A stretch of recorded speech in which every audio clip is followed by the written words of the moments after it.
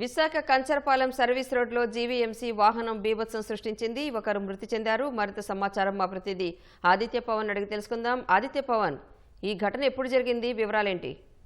ఈ తెల్లవారుజామున విశాఖపట్నం జీవీఎంసీ సంబంధించినటువంటి చెత్త తరలించేటువంటి ఈ వాహనం మితిమీరిన వేగంతో ప్రయాణం చేసి సర్వీస్ రోడ్లో ఉండి ఒక్కసారిగా డివైడర్ పైకి ఎక్కింది. డివైడర్ పైన ఉన్నటువంటి బస్ షెల్టర్ ని ఢీకొట్టింది.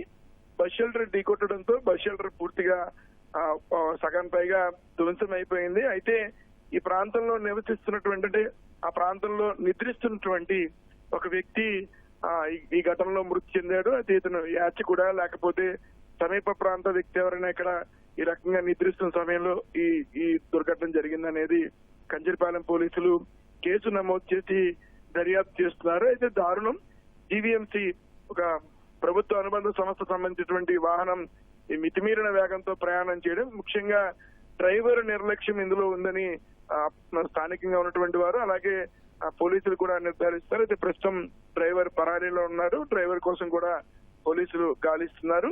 తెల్లవారు సమయంలో ఈ దుర్ఘటన జరిగింది. అయితే ఇది జాతీయ రహదారికి ఆనుకుని ఉన్నటువంటి బస్ షెల్టర్, పక్కనే సర్వీస్ రోడ్ ఉంటుంది. సర్వీస్ రోడ్ లో ఈ జీవీఎంసీ వాహనం ప్రయాణం చేస్తూ డివైడర్ ని మితిమీరిన వేగంతో ఎక్కినటువంటి పరిస్థితి. అయితే ఆ సమీపంలోనే షిరిడి సాయిబాబా ఆలయం ఉంది. తెల్లవారుజామున షిరిడి సాయిబాబా ఆలయానికి వచ్చేటువంటి భక్తులు కూడా ఈ దుర్ఘటన చూసి చాలా విచారణ వ్యక్తం చేశారు. అయితే ఈ మృతి చెందిన వ్యక్తి ఎవరు, అసలు ఇతని వివరాలు ఏంటనే అంశం మీద ప్రస్తుతం పోలీసులు దర్యాప్తుని కొనసాగిస్తారు. కంచరపాలెం పోలీసులు కేసు నమోదు చేసి దర్యాప్తుని కొనసాగిస్తున్నారు.